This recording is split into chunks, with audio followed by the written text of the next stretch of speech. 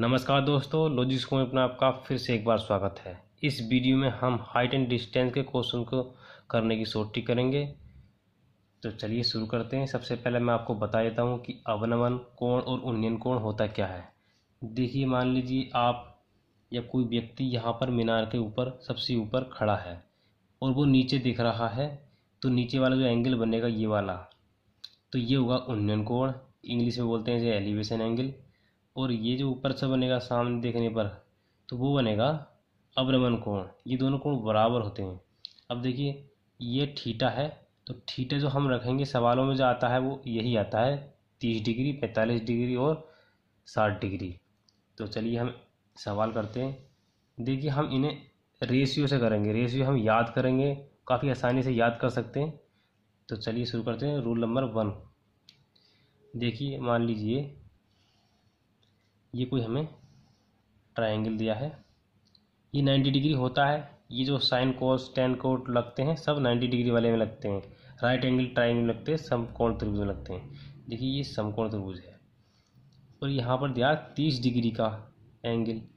जब ये 30 डिग्री है तो ये सामने वाला 60 डिग्री होगा ही, क्योंकि ये 90 डिग्री होता है। बचे हुए को एंगल का योग भी 90 डिग्री होगा। अब देखिए, हम रेशियो कैसे याद करेंगे। अब हम वैसे तो हमें पता है, अगर आप मैथ बैकग्राउंड के हैं तो आप पता लगा ही सकते हैं। अगर हम इसमें 10-30 लगाएंगे तो ये 1 आता है और ये √3, क्योंकि 10-30 की वैल्यू 1/√3 होती है। पाइथागोरस में से ये 2 हो जाएगा। √3 का स्क्वायर हो जाएगा 3, 1 का स्क्वायर 1, 3 + 1 4, रूट का 4, यहाँ आ जाएगा 2। अब देखिए हम टेबल, आप इसकी टेबल बना लीजिए, टेबल से जल्दी याद हो जाएगा। ये देखिए,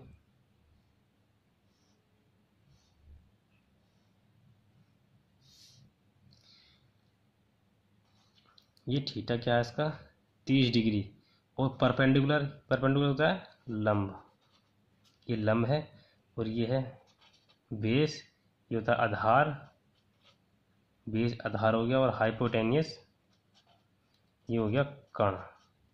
देखिए, परपेंडिकुलर क्या है इसमें 1 और बेस √3 और हाइपोटेनियस 2। ये देखिए 2 दे रखा है। तो इनके रेशियो को हम याद कर लेंगे तो काफ़ी आसानी से कोई भी क्वेश्चन बिना त्रिकोणमिति लगाए कर सकते हैं। अगर आप मैथ बैकग्राउंड के हैं या नहीं, तब भी आप इन्हें कर सकते हैं। अगर हैं तब भी आप इस ट्रिक से करिए। अगर आप मैथ बैकग्राउंड के नहीं हैं तब भी आप इस ट्रिक से करिए, क्योंकि बहुत आसान ट्रिक होती है और बहुत जल्दी सवाल कर लेते हैं इस ट्रिक से। और मैं आपको इसका एक एग्जाम्पल ही बताऊँगा। एग्जाम्पल अभी बताता हूँ, पहले आपको मैं ऐसे ही बता देता हूँ। मान लीजिए, देखिए यहाँ पर मीनार की ऊंचाई दे रखी है 100 मीटर। तो हमें पता है अगर ये एंगल 30 डिग्री बनना है तो ये क्या होगा 100√3, और ये कितना होगा 200, क्योंकि इससे दुगुना ये है। अगर इससे ये निकालना है हम 2 से मल्टीप्लाई कर देंगे, दुगुना कर देंगे। और ये निकालना है हम तो √3 से मल्टीप्लाई कर देंगे। अब हम इसका एक एग्जाम्पल लेते हैं। देखिए सवाल नंबर 43। देखिए ये दे रखा है, एक पेड़ आंधी में टूट गया है।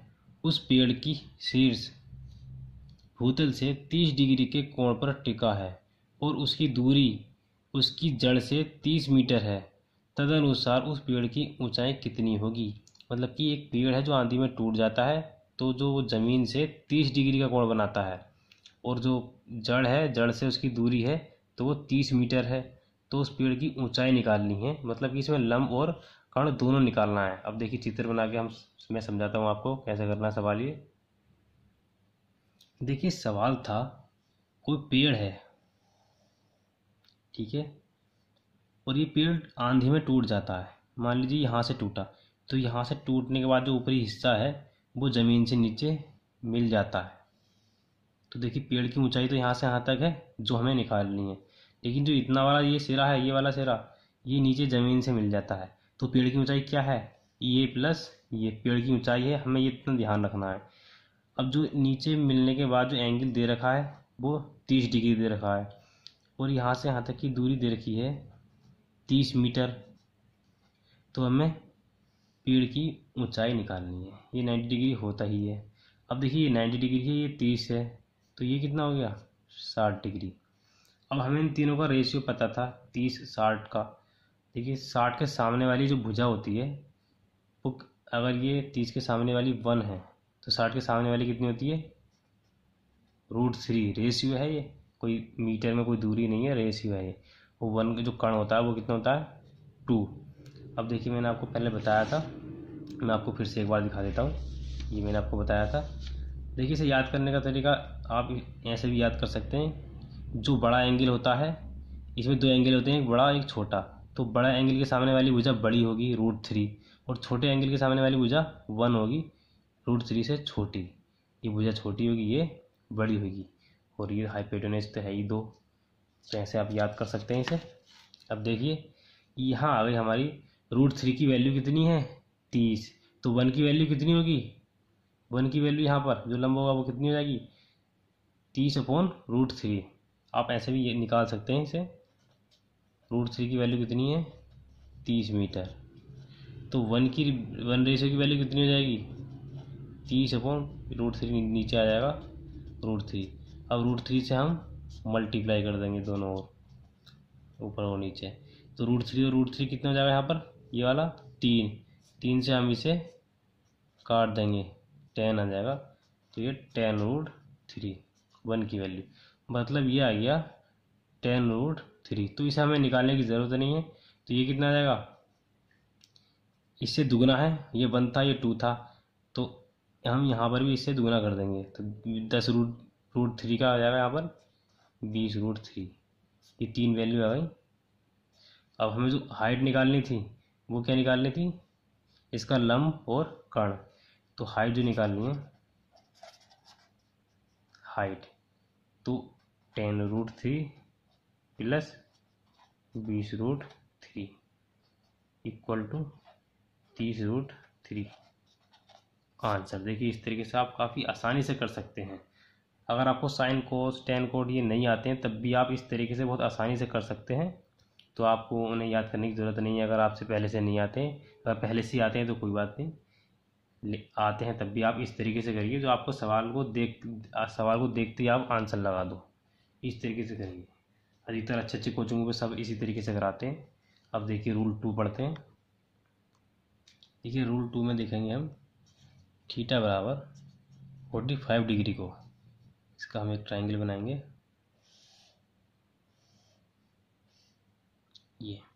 ये जो है थीटा 45 डिग्री है। अब देखिए ये 45 डिग्री है तो ये भी 45 डिग्री होगा और ये 90 होगा। अब देखिए इसमें तो टेन साइन कोस ये तो सब लगाने की ज़रूरत वैसे भी नहीं है, क्योंकि एक समद्विबाहु त्रिभुज हो रहा है। अगर मान लीजिए रेशियो में हम लें कि अगर ये 1 लें तो ये भी 1 होगा। अगर आप साइन कोस 10 लगाना सोच रहे हैं तो आप 10/45 की वैल्यू रख सकते हैं। यहाँ पर 10/45 की वैल्यू 1 होती है, तो 1/1 हम यहाँ ऐसे ले सकते हैं। अब देखिए पाइथागोरस फिर में लगा देते हैं यहाँ पर, रूट में 1 + 1 √2। तो इस तरीके से आप देख सकते हैं। अब इसकी टेबल बना लेते हैं। तो बहुत आसान था, सबसे आसान यही है इसमें। थीटा परपेंडिकुलर बेस और हाइपोटेनियस, मैं आपको इनकी हिंदी में मतलब पहले बता चुका हूँ। ये 45 डिग्री के लिए हम कर रहे हैं। तो बेस ये भी 1 होगा, ये भी 1 होगा और ये √2 होगा, देख लीजिए ये। तो आप इसे, ये सबसे आसान यही है।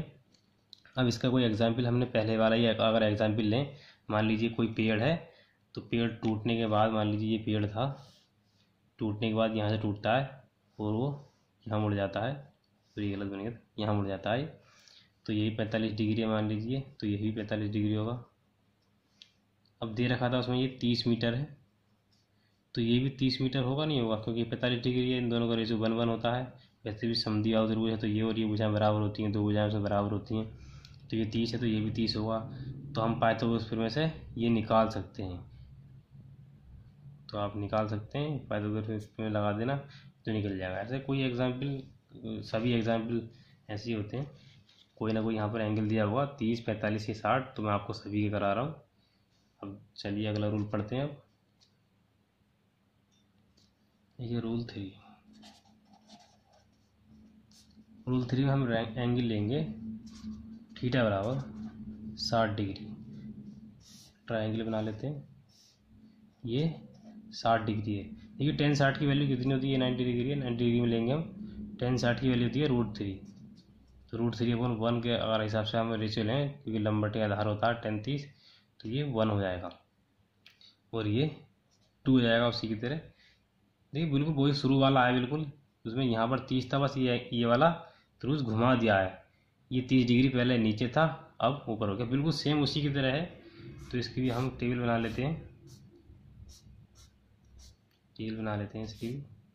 ये थीटा, परपेंडिकुलर, बेस, हाइपोटेन्यूस, तो ये 60 डिग्री के लिए ले रहे हैं हम। √3 1 2 इस तरीके से आप कर सकते हैं, काफ़ी आसान है याद करना उसी की तरह। 60 के सामने वाली भुजा बड़ी होगी तो √3 लेंगे, क्योंकि 1 से बड़ा होता है √3, और ये 30 60 से छोटा है तो इसके सामने वाली वजह छोटी होगी। तो एग्जाम्पल कोई भी एग्जाम्पल ले लीजिए, वही एग्जाम्पल ले लीजिए, ऐसे ही कर लेंगे हम। अब हम रूल 4 पढ़ते हैं। ये रूल 4, इसमें हम लेंगे थीटा 30 डिग्री और 45 डिग्री, और ये दोनों एंगल एक ही सेम ही साइड में होंगे, सेम साइड। देखिए इसका डायग्राम हम बनाएंगे तो समझ में आ जाएगा आपको। ये देखिए इस तरीके से हम इसका डायग्राम बनाएंगे। ये है 45 डिग्री, ये क्योंकि 45 डिग्री बड़ा होगा और ये 30 डिग्री है छोटा होगा। अब देखिए यहाँ ध्यान देने वाली बात है, ये 45 तो ये अंदर वाला भी 45 ही होगा, और ये जो पूरा है ये वाला, ये कितना होगा 60 डिग्री। इसके हिसाब से हम इसे निकालेंगे, ये 30 है तो ये 60 होगा, और ये 45 है तो इसी त्रिभुज वाला जो एंगल होगा ये भी 45 होगा, और ये 90 है ही। अब देखिए हम आगे देखते हैं इस सवाल को। देखिए हमने सबसे पहले वाली ट्रिक पढ़ी थी, अगर 60 ये है, ये 30 है, तो 30 के सामने वाली भुजा क्या होती है 1, ठीक है 1 होती है 30 के सामने वाली भुजा, और 60 के सामने वाली भुजा √3, यहाँ से यहाँ तक √3 होगा। अब देखिए ये √3 हो गया, अब ये 45 डिग्री, ये 45 डिग्री, तो ये 1 होगा, तो ये भी 1 होगा, क्योंकि 45 डिग्री वाले में ये 45 दोनों कोण बराबर होते हैं, तो इसकी दोनों भुजाएं भी बराबर होंगी, तो ये भी 1 हो गया। अब देखिए ये 2 होता ही है 1 से, और √3 से 5 को स्क्वायर में लगा देंगे तो ये 2 हो जाएगा। अब देखिए हमें निकालना है, मान लीजिए यहाँ से केवल यहाँ तक निकालना है, तो √3 - 1 कर देंगे, √3 - 1 ये कर देंगे। अब देखिए हम इसे रेशियो में भी लिख सकते हैं, रेशियो में वैसे ही लिखिए मत लिखिए, आप खुद ही अपना दिमाग लगा सकते हो कि मैं कैसे कर रहा था अब तक। अब देखिए हम रेशियो में चलो लिख लेते हैं इसे।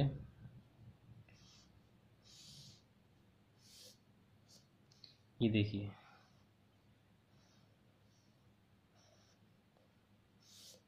ये θ1 है, θ2 है। अब देखिए यहाँ जो लिख रहे हैं हम ये, अब देखिए θ1 लिख लेते हैं पहले हम 30 डिग्री, और ये 30 डिग्री मान लेते हैं θ1, और ये हम मान लेते हैं ये वाला 45 डिग्री ले लेते हैं। अब देखिए ये यहाँ से यहाँ तक की दूरी जो होगी वो ले लेते हैं हम, मान लीजिए ये है B1 और ये है B2, ठीक है, और ये हमारी हाइट है ही परपेंडिकुलर। तो जो बेस है, बेस को हमने 2 टुकड़ों में बांट लिया, B1 और B2, ठीक है। यहाँ से यहाँ तक का केवल B2 होगा, पूरा √3 है, इसे देखने की आवश्यकता है ही नहीं, हमने पहले आप खुद ही हिसाब लगा सकते हो।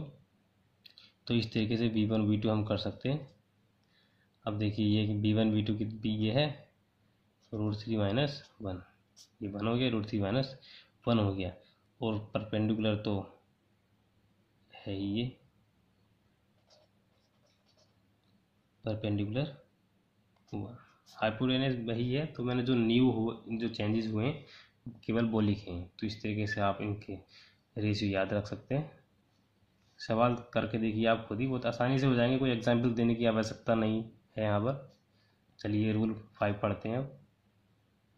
देखिए रूल 5 में हम वही एंगल लेंगे 30 और 45 डिग्री, लेकिन हम इस बार दोनों साइडों में लेंगे, बोथ साइड 30 और 45 डिग्री ये लेंगे हम बोथ साइड। अब देखिए ये हमने बना लेते हैं हम ये ये बना लिया हमने डायग्राम। ये परपेंडिकुलर डाल दिया 90 डिग्री दोनों को। ये 45 डिग्री है, ये 30 डिग्री है। अब देखिए वही रेशियो हम लेते हैं। 45 डिग्री के हिसाब से ये भी बन होगा, ये भी बन होगा। ये 30 डिग्री के हिसाब से ये बन होता है, तो ये कितना होता है √3, क्योंकि ये 60 के सामने वाला √3 होता है। ये मैंने बताया था पहले आपको। तो ये 45 है ही, ये 1 है तो ये भी 1 है, तो ये कितना हुआ √2। पाइथागोरस में लगा देंगे हम, √1 + 1 √2, और यहाँ पर ये 2 हो जाएगा। तो इसकी हम टेबल बना लेंगे। टेबल बनाने की आवश्यकता है नहीं वैसे ज़्यादा, लेकिन फिर भी मैं आपको बना के दिखा देता हूँ। देखिए हम थीटा इस बार एक ही में लिख लेते हैं, कोई फ़र्क नहीं पड़ता इसमें। एक तो 30 डिग्री दे रखा था, एक 45 डिग्री दे रखा था। तो देखिए इसमें मान लीजिए ये क्या है B1 और ये B2 है, तो ये B1 ले लेते हैं हम एक बार, B2। अब देखिए B1 कितना है √3, मतलब कि 30 डिग्री वाला √3 है, और B2 45 डिग्री वाला 1 है। और पूरा बेस कितना हो जाएगा B1 + B2, यहाँ पर पूरा बेस कितना हो जाएगा √3 + 1। हम चित्र को देख के समझ सकते हैं इसे। और परपेंडिकुलर यहाँ पर 1 है, तो इसे आप इस रेशियो को याद कर लीजिए। तो सवाल में हम डायरेक्ट यहाँ से हम सोच सकते हैं। मान लीजिए अगर ये मान लीजिए यहाँ से यहाँ तक की दूरी 100 मीटर दे रखी है, तो ये भी कितनी होगी, ये भी 100 होगी, और ये 100√2, और ये 200, और ये कितनी होगी 100√3। तो इस तरीके से आप, अगर आपको एक भुजा पता है, एक भुजा सवाल में दी है, तो हम सभी एकदम निकाल सकते हैं बिना त्रिकोणमिति के यूज से। हम उम्मीद है दोस्तों आपको ये वीडियो पसंद आई होगी। अगर आपको ये वीडियो पसंद आई है तो इस वीडियो को लाइक कीजिए, शेयर कीजिए। अगर आपने अभी तक हमारा चैनल सब्सक्राइब नहीं किया है तो हमारे चैनल को सब्सक्राइब कीजिए। सब्सक्राइब करने से नेक्स्ट वीडियो की नोटिफिकेशन आपको प्राप्त हो जाएगी। थैंक यू दोस्तों।